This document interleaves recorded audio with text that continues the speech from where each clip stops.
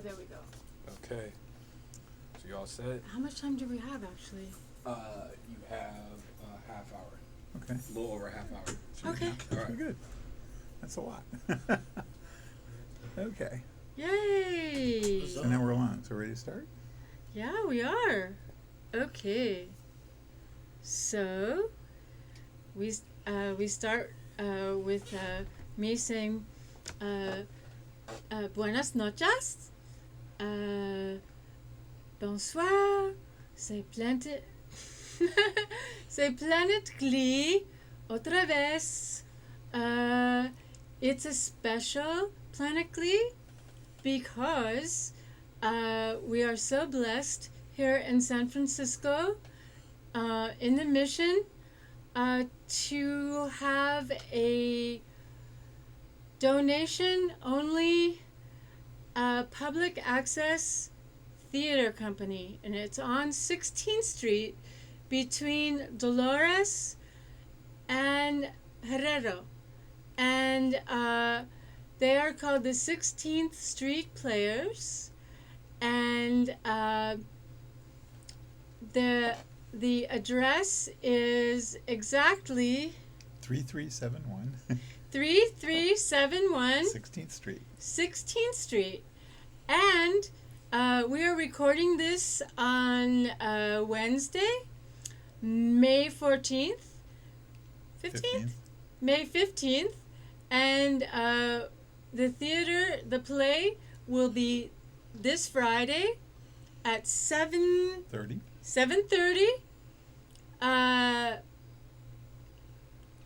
May 17th, Friday, May 17th at 7:30.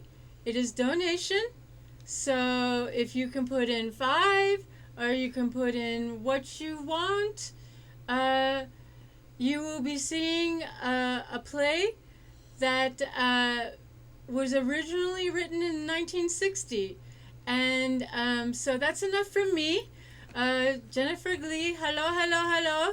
Thank you for watching. And so we won't be taking any calls because this is a special. And we are so blessed to have the director sitting right next to me, Jon Rosen, our esteemed guest this evening, as you may be able to read. Jon Rosen, director, Richard Gutierrez, and Douglas Marshall. Can you switch to them? There we go. There's the director and John already. John, you just do it, okay? No, I love that. Oh, well, see, I want that view. That one, right. There we Yeah, there, now everybody Richard, can say wave hello. your hand. He And plays Doug. Mortimer. The man who dies, and Doug plays Bellamy. And the man who lives. The man who lives. The father who lives. And, I don't know, what would you like to say about it that... Oh, I could go on forever, but I'll start by saying thank you for Jennifer for letting us come in today. I'm going to put it on you for a moment. Yeah, okay. Oops, and Douglas too. There we go. You and me, but I'll So, sit over here. Thank you for letting us come in. We are really excited about it. We opened last week, and Jennifer came to see the show and said she really liked it and wanted to have us on, and we really appreciate that. But I love the characterization of it as public access theater, because Yes. that's sort of what it is. It's like public access television. It's an opportunity. 16th Street Players provides the opportunity for people in the community who might not otherwise be able to afford tickets in San Francisco. A show like this in San Francisco would typically run as a regular ticket if it was being put on by even one of the smaller theaters like San Francisco Playhouse. It would be a $30 or $35 ticket, and if it was like one of the Broadway in San Francisco productions, it could be what, $60, $100. Wicked was $250, and admittedly, it's not a production of that size or steam, but it's a show that ran for many years in New York. It ran for 42 years, and I think of it as one of the best musicals ever done. I agree, and because I'm the only thing I really have control over here The is the audio. sound. Is that these are our mics.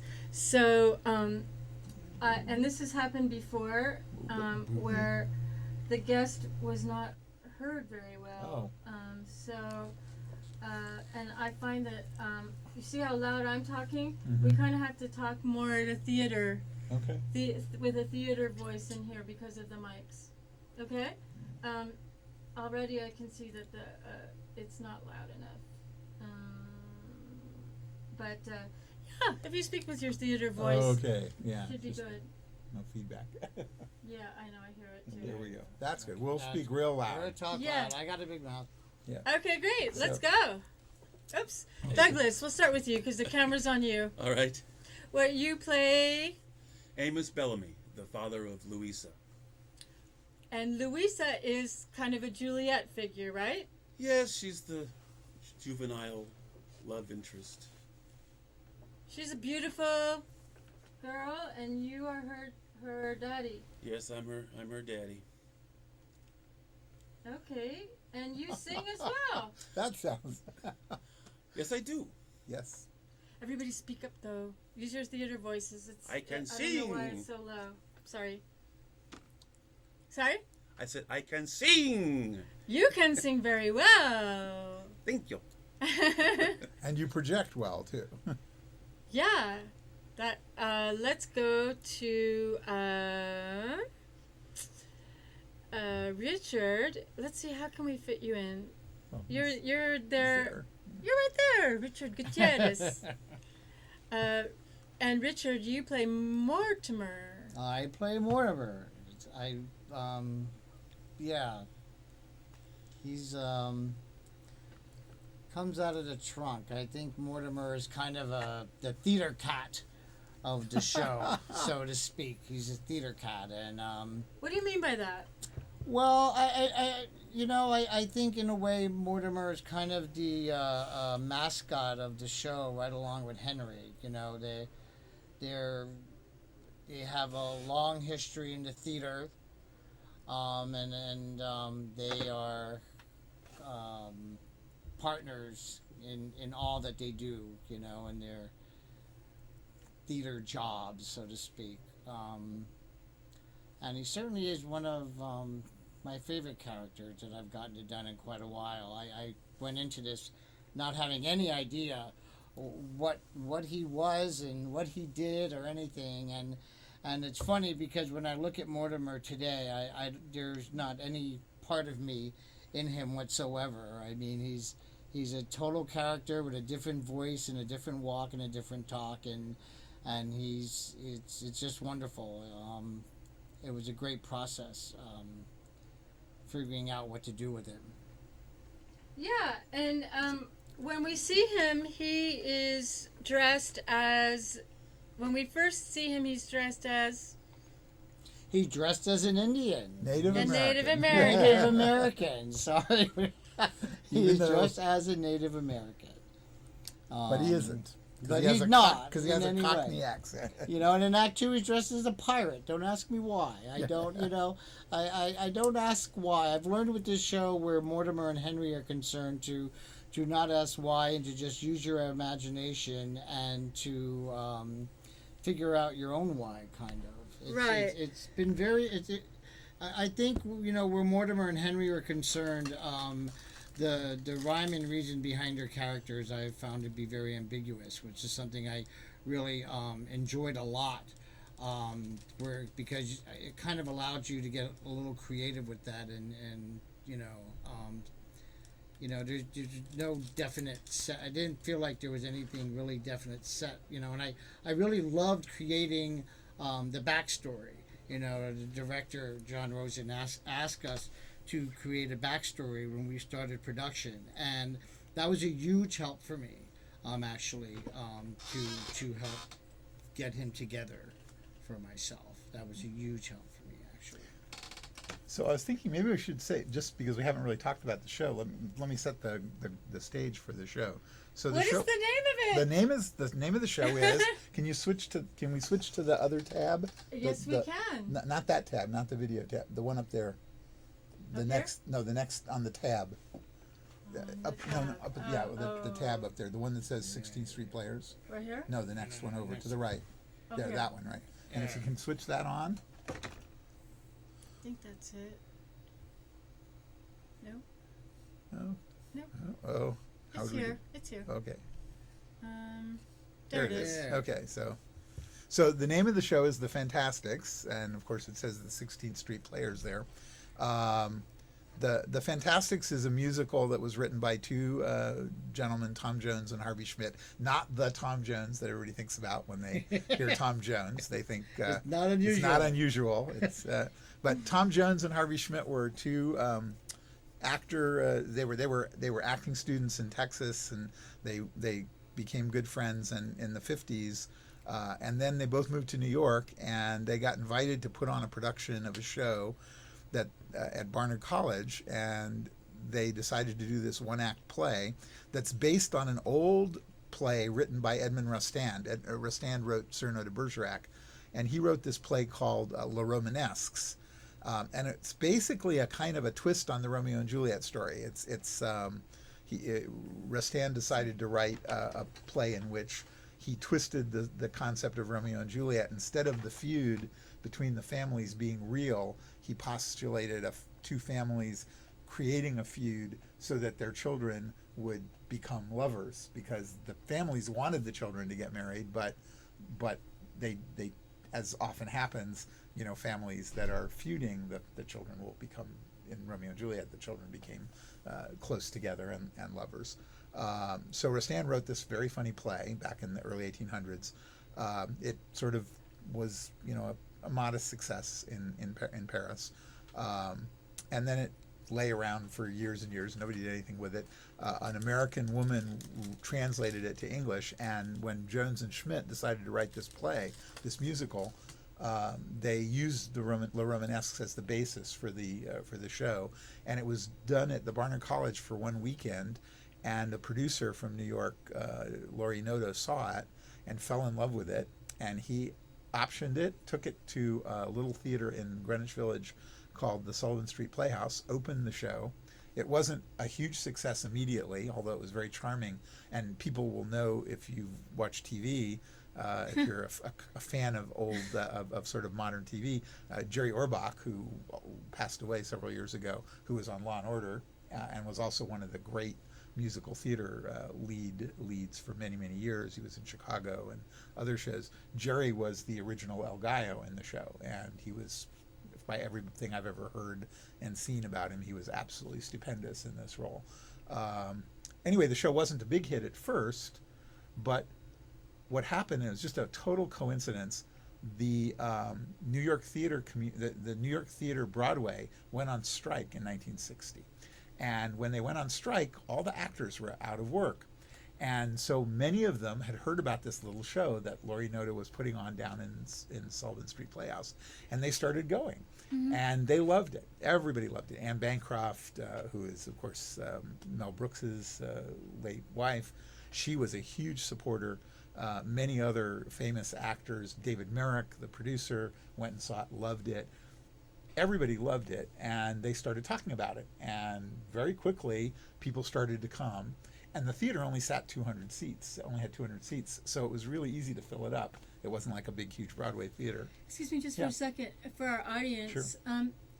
Wasn't Anne Bancroft Mrs. Robinson? Yes, Mrs. Robinson, absolutely. Yeah, Just yeah. to give as, Yeah, she was Mrs. Robinson. She was a lot of other great roles. Very beautiful woman. Beautiful woman, very yeah, great, and a huge supporter of live theater in New York, and which is one of the reasons Mel Brooks wrote that great film, The Producers, because he was lampooning a lot of what he had seen living in New York. In any case, the Fantasticks very quickly started to sell out in the early 1961, and by the time it got around to the Off-Broadway Awards and it won some of them, it just became a huge success. And they, all of a sudden, they were into their second year, and they were still selling out. And the next thing you know, they had their 10th anniversary, which made it the longest running show ever in the world, and musical, not play. because the Mousetrap had still been running in London for years and years and years. Anyway, it ran and ran and ran. It ran for 30 some odd years, and they started to think about shutting it down because Laurie Noda got sick. He was the producer, and he got sick. And as soon as they said they were going to posted the notices to shut it down, they got this huge, unbelievable tide of people who said, "Don't shut it down," and people started coming again. And before you know it, they were back up and running, and it ran until 2002.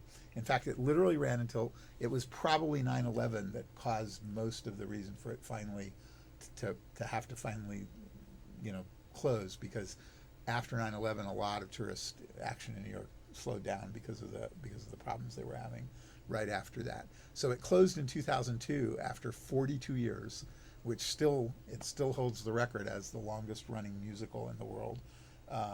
And then it actually was revived 3 years later in 2005, and it ran for another 7 years. So it just actually closed last year for the second time. And I directed it in Santa Cruz in 2000 we had a 6-week run, and it was quite successful. And when they offered me the opportunity to direct it here, I was pretty excited about it because, number one, it was the opportunity to direct a show that I think is wonderful. It's a beautiful love story with some amazing music. We'll have a little clip to let you hear some of the music, and it's just a show that every time I do it, I get to watch the show every night, and I get to enjoy it, and my fabulous cast here has just made it a delight. Yes, I might go see it again this weekend. Ooh, well, we'll make sure you have a seat. Cool. All right. So let's hear it. Should we go to this? Sure. Go to the other tab, and make sure you push it all the way to the left so we hear the whole thing. Yeah, start it all the way over there. All righty. Click it. And we're going to take it up, and I'm going to click play. Yeah, this is. Can she full screen it? Yes, I can. You? Actually, you can push that bar right down there. Well, we're. Here. Lower right let it. corner Let it. of the- I can do it. Why don't we start it over again and just let it run? No, it There's can. those little 'Cause you haven't seen icons her. in the bottom right-hand corner You of the didn't screen. Could we start it over? Because I hate to not see her. She's so. Okay. It's, Sorry. Yeah. What were you saying? Yeah, I can do that. Real All right. I thought I knew how to do it, but that's okay.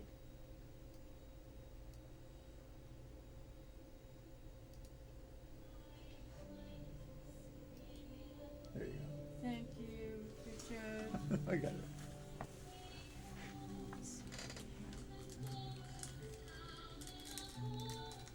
This is a rehearsal just before we opened.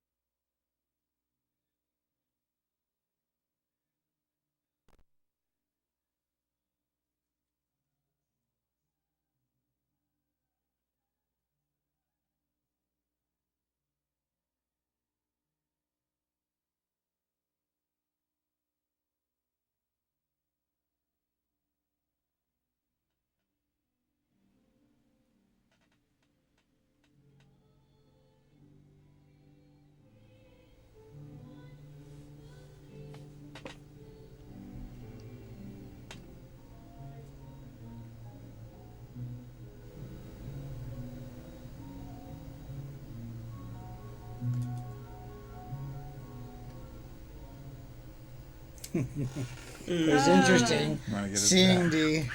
the incomplete stage in Sorry, the yeah. background and the Yeah, piano. That was actually a tech. I think it was a tech. that was the tech run. It was Yeah, actually 2 days yeah. before our dad final dress, and it's still amazing to me when I see that because the voices. I mean, in this show, when I've said to people that we're doing free theater, that we're not charging any admission, I've had people look at me sometimes, especially people who are used to going to see shows at the Orpheum or at the Golden Gate, and they'll look at me like, free theater? Like, what am I going to be seeing? And I say to them, free theater doesn't mean talent-free theater. Right. Because we have some incredible performers in this show. We have people, all of whom have performed elsewhere, have done, in some cases, professional productions, as well as high-level, local amateur productions. I consider this professional. Oh, I think its quality is absolutely professional. But Yes. remember, we're all working for free. Yeah, so we're blessed. We're Yeah, blessed with a really, really good cast, and all the characters are matched up very well. Doug and Jay the two fathers. they're a great comedy team. Jay is really great at being the straight guy, especially next to Doug, which Doug is hysterical in his role. Yep. And then there's me and Tina. Tina has, I mean, I could go on how wonderful it was. It is working with her. We actually auditioned together.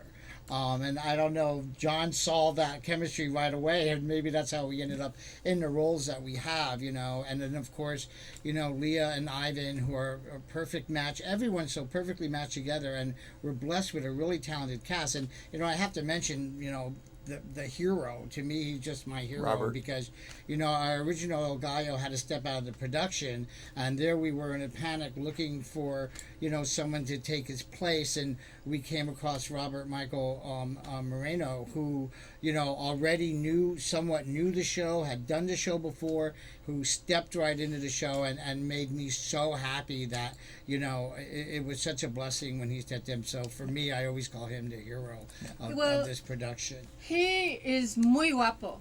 He is very handsome. He sings so well. Oh, yeah. And chemistry. He has chemistry. What's interesting to me, if you don't mind me saying, is that Gallo and then the Wall, the teenage girl who plays Sabrina, the Wall, right. Sabrina, they're like the two. They're like Venus and Jupiter. Right. They're the narrators of the show in some Yes. sense. They're the guiding lights. Yep, that's Yes. what they are.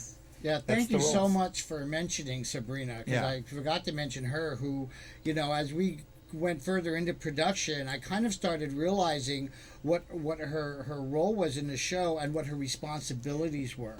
And And you she's know, only 14? She has, yeah, and she's Yeah. really, really on. I mean, she had a lot of on. responsibility in that show because, She does. she keeps everything moving, and props have to be right in the hands, right at that moment, and she's there for the whole thing. She's the only one in the cast who's on from the beginning the lights come up until the last moment She of the doesn't show. get to Never hang gets out to back walk there in. Yep. with us Never and goes have off stage. fireballs and Never goes off stage. Very I- graceful. Yep, and graceful. Very graceful. I told her Yep. when she left that day, I said, you brought a lot of class to the show. Yes. Yes. She does, and she's wearing her Doc Martin boots, she's kind of like a punkette Wall. I love that, and By the way, when we talk, we say she's the Wall. So one of the theatricalisms of this show, which is so brilliant, I think, is that as you see, and if anybody when you watch this clip that we just ran, you notice it's a very sparse stage. Yeah. That's exactly the way the stage is, and that's the way it was when it was in New York. I mean, the stage was designed to be a platform and 4 poles Yes. and a couple of benches, and that's it. There was nothing else. There were no big sets and flying trapezes or whatever. It's a very simple show. And so and a lot of what they do is to theatricalize things. So the notion of the wall between the two families' houses, which the fathers build theoretically because they hate each other, but really, as we know, because of this feud they've concocted. Sorry, there's a spoiler there.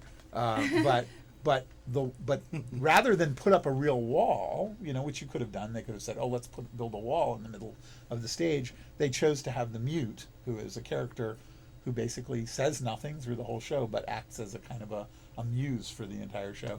They basically have her hold a stick, and the stick, and it even says I brought the director's guide, and the director's guide, I was reading it recently, and she says, this is a show in which the wall is played by the mute holding a stick representing the wall, and almost everything in the show is done that way, and that's one of its elegances is that it doesn't overwhelm you with fancy costumes, crazy sets, lots of effects. It's just a show that has great heart, great music, and in our case, a wonderful Well, talent. it also goes back to Romanesque. Yes, Romanesque right. had these clowns that came on in between acts and sort of like Right. changed the scenes, and they did things to transition different scenes, and so that Gone. the mute is definitely an homage to Right. the original Yep. play that this came from. Right. So it's been a wonderful experience to direct it and to have these great talented people work with me, because I've done a lot of shows in the Bay Area, and this is by far probably one of the most talented casts I've gotten to work with, which is pretty neat, because I'm not doing high level professional theater. I do theater at this level all the time. And I cast people who come in to try out, because I think it's important to let people have a chance to perform if they want to. I don't like only take people who I think are the best. And yet in this case I stumbled onto 8 of the best. It's pretty good. We're also having a good time backstage as Yeah. well. I mean, it's surprising. I mean, like Tina. The funny thing with Tina, Oh, Tina. Well, let's me and- explain who Tina is. Tina Sure. is Henry. She plays. She she plays is a Tina guy. Henry. Let's She say plays an old Ti- man. An old actor. Yeah. Yeah. And she looks great in the role. And what's very funny, I mean, we crack each other up. And the thing is, her cracking me up is okay. But the thing is, I can't crack her up in any way, because she can't laugh because she's worried she's going to stretch her mustache or her beard off, because it's glued on. So when she's almost laughing, she just makes the funniest face in the world. And Yeah. and the other great thing is actually is Leah. Surprisingly, that I did not know about her, she's really more of a comic actress. Right. She's hysterical. She's sometimes backstage doing Yeah, impersonations dry. of Kristen Wiig, totally Oh, cracking wow. me up. I She's missed all that. hysterical. Yeah, and I really had no idea. I had no idea. I did not know that about her, and it's And just she does improv. fascinating. She does improv theater. She Yeah. actually performs with Piano Sports, I think that's the company, and they do some wonderful improv and She's stuff. hysterical. She's But hysterical. but she wanted to do this role. I mean, I had an amazing audition with this production, which is that I had for the Louisa role, which is a very prized role for young women, and it is nominally the only female role in the show. Although we cast 2 other women. Usually the mute is played by a man, and Old Henry is played by an old actor, a Shakespearean comic actor. But this is San Francisco. That's right. That's right. And I said And- no boundaries. There are no reasons. Yeah. Yeah. And when Tina walked in and auditioned, my jaw dropped open, because she had auditioned for Louisa, and she was good, but I had 7 people audition for Louisa, and they were all fabulous. I could have chosen any one of them. But I could see she could play Old Henry, and I asked her to read it with Richard, and it was brilliant. I mean, I watched them, and instantly I was like, oh yeah, well now, unless something different happens, these are my two comic characters, because they were just so great together, and I could see they would work off of each other. So that was Tina Rutch, who's playing Old Henry, and Richard Gutierrez, who's playing Mortimer. And then Doug and Jay. Doug has worked with 16th Street Players, right? From the beginning. From the beginning. so- Yes, I saw Doug. Oopsie. There we are. Oh, There we are. yes, I saw Doug in The Foreigner. Yes. And I remember coming up to him, and I felt he had the strongest, I was drawn to his character, and Very good. yeah, that's why when my friend Pamela, who's also a part of the SF Commons, told me about this production, and I saw you on stage, I said, okay, here we go. Yeah. I'm ready. He was great. I'm ready to chuckle. It Yeah. was And he could have played other roles too. I mean, when he auditioned, I thought of him for Old Henry as one option. We had several possibilities, but he was so natural for one of the fathers Oh, yeah. that it was right for that. and That we was have really this good. this fellow Jay Cronengold who plays opposite Doug, who plays Huckabee, who's the sort of surlier, a little more. What would you call him? I don't know. He's sort of the He's the more straight serious. man. He's the straight man. He's yeah. a straight He's man comic in the too. duo. But, He yeah. really is. Yeah, Um, he doesn't overplay it. He Yeah. definitely lets Doug, Do the- you know, do the humor. yeah. You know, the other interesting thing too with the casting, you're talking about Tina and everything. If you look at this show, I mean, especially if the mute is played by a male. With that said, normally I think this show is pretty much an all-male cast Right, with just except one for Louisa, female. that's correct. So the really neat thing, by him casting the mute as a female and then casting Tina in a male's role, it really Pants gives part. a great balance. It puts some female energy into the show, which I really, really like, and it get there's more of a balance with it that Yeah, way. I like it too. And I the like inter- it too. Yeah, I like it too. The interesting thing too is that John's another thing that he originally wanted to do was originally we had two mutes cast. He wanted to do the show with two mutes. Part of that was And at because of one the way the time we theater did- was set. Yeah, and originally we did had a have different that thing. at one time, which I think that would have been really interesting Yeah, to see. But but unfortunately one of them had to leave. yeah. Which was, but I originally did that mostly because the original stage we were going to use, originally we were going to stage it in a kind of a semi-round fashion, and I felt I needed two mutes to help handle all of the stuff we had to do. But when we went to the standard format, which I think has worked out very well, it made it easier to do it with just one mute because it's pretty standard to be done that way. And Sabrina is just she's just settled She's into the perfect. part so well that it's really been neat. Yeah. She's so beautiful. She's got these huge blue eyes and this Yeah. pouty mouth. She looks like a model. And then she's got like A little top hat. the top hat with the black lace coming down Yeah. the back. She almost looks Shakespearean, Yeah. which is what It's the idea. yes, and I thought that Yeah. God, it's just visually this play because she's in every scene between her and Gallo. You have the yin, the yang, and then everybody in between, sort of like mixing genders, and I really yeah. And I think Sabrina it's really perfect. understands her role. She really, the manner that she Yes. uses and the presence that she has in that part, I think she Yeah. really understands what she's doing. We spent a lot of time talking. She and I, even though she didn't have early on as much interaction, because as having no dialogue and no singing, there really isn't anything to do in the early stages of a musical when you're rehearsing music and dance and dialogue scenes. But as the show started to go on its feet, she became integrally important because she's the person who's there when the book is being handed, to the boy, or there when the swords have to be handed out to the people for the fight scene. Yeah, there's a fight scene in it. Big fight scene. It's an action show. yeah. For those No, of you it's who are good. going to go see Vin Diesel, go to the Fantasticks. The show has everything. The show has love. It has action. It has great music. It has heart.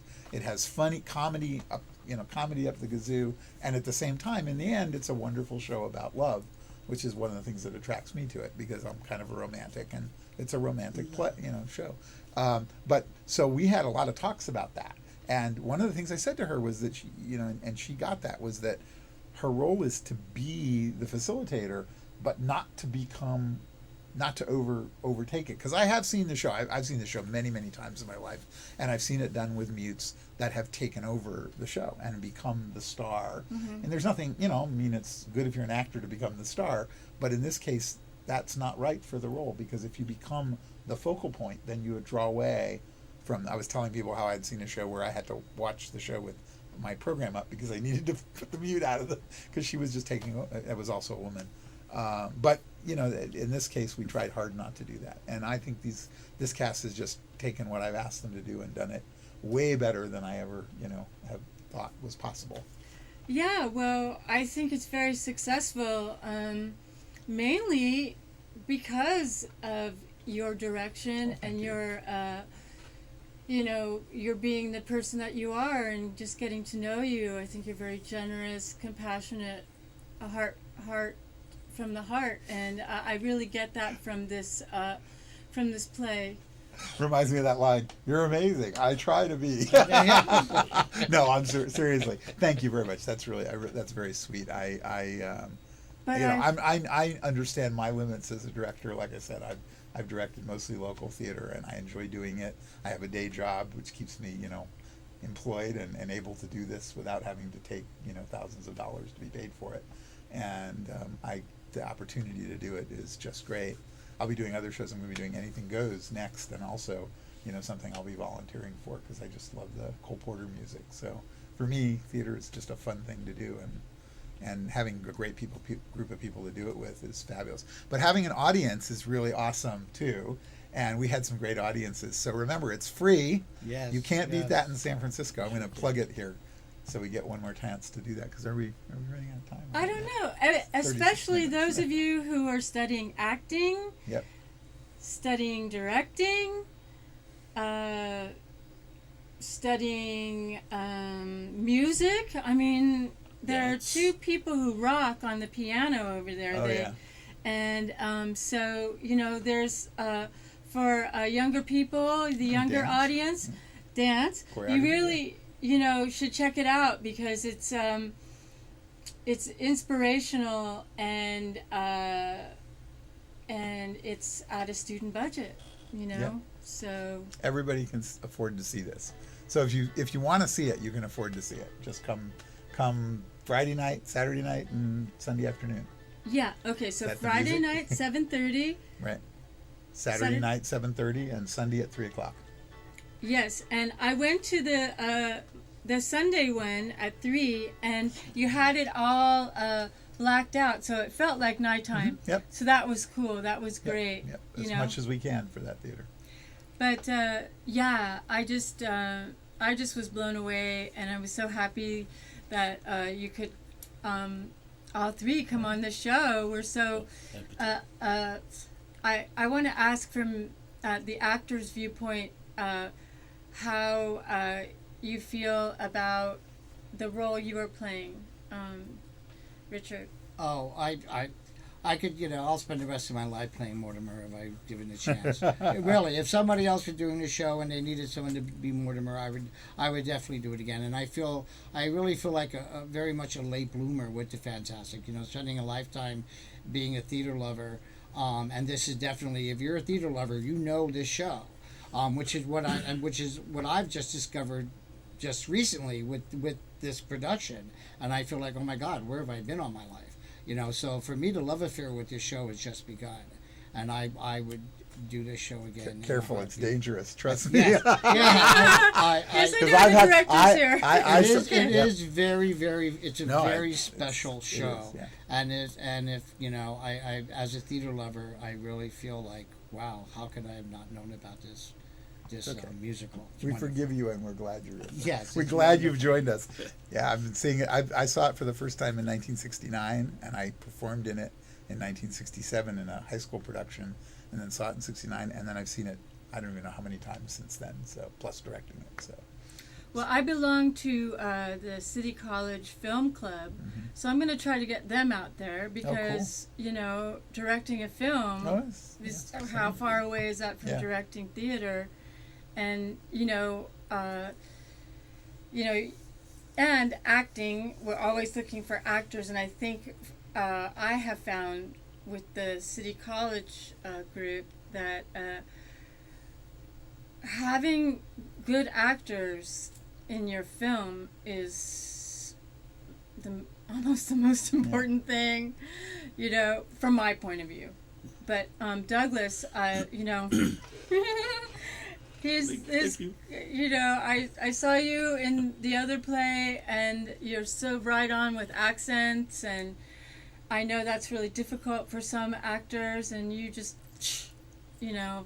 I totally admire your craft. Did you study acting in? I didn't really study of acting in school or classes. I just I'm a big student of film, and I soak in a lot of what I see in films, what great actors do on film, and just kind of store that up in my little bank of characters. And whenever I play a part, I just search for someone in my bank that fits the Yeah. character, and out he comes, and it's very this is the first time I've met this man when he did this show, other than having seen him in The Foreigner. And then I got to see him in the middle of our show. He and I participated in a 24-hour play festival where you go in and they give you a concept, and the authors, the writers write a script, very short script, at night, and the next morning you come in, you rehearse it for 8 hours, and then you put it on that night. And Doug was in one of the plays. I directed a different Black one. Box. Yes, and he was in the one he was in. So I got to watch him along with my group and 7 others, and he was unbelievable. I mean, I after I saw him do that, I started thinking to myself, man, am I lucky to have him in my show, because he is You're very just kind. amazing. No, it really was amazing. Yeah, I'm with you yeah. on that, and Richard too. It's the first time I've seen you, and you're so cute. You are too. Well, you know And what? you are too. When Everybody's Thank you. so beautiful and cute, and I want everybody. You can even bring some of your children if they're mature enough to, like, you know, 10, yeah, to attend, and you know, It's a family show. Yeah. It's a family show. The main thing is we ought to tell people how they can find out about it. 'Cause, Yes. Yeah, so if you want to go back to that other website there, 16th Street Players, I will say it because I'm probably the one who knows it the best. No, Push the escape key. Push the escape key. okay. Yeah. The escape key on the keyboard. Yeah, and then Right. click that other tab, the one on the right, next tab over. There you go. There you go. So it's called the 16th Street Players, and if you go to This if you go to 16thstreetplayers.org, 16thstreetplayers.org, you can get information about it. Again, there's no tickets. We're just about done. Yeah. There's no tickets. There's just free. So we got Friday night 7:30, Saturday night 7:30, and we got Sunday at 3 p.m. And I'm so if sorry, we're I'm gonna doing a show. wrap up, I think I'll it would be a call good you time to mention some of the other people involved. Our assistant, our production assistant, which was Paul. Paul Sullivan Paul and Soler John was Hall, wonderful. and, Then we had our costumes. and our Roxanne- music director Jerry Link, who's fabulous. Yeah. Anyway. And Paul is also one of Roxanne. the co-founders Okay, of Okay, 16th so Street Players. we're gonna say adieu. Yes, I do. Adieu, adieu. Adieu. And come Parting see is the such a Fantasticks. sorrow. Adieu. Come Okay. see the Fantasticks. This Friday, 17th, 18th and 18th, and 19th. Okay, c'est vrai. And Thank you. thank you. Thank you. Thank you. And thank you, John. Are we out? Thank you, Richard. And thank you, Douglas. Say not. And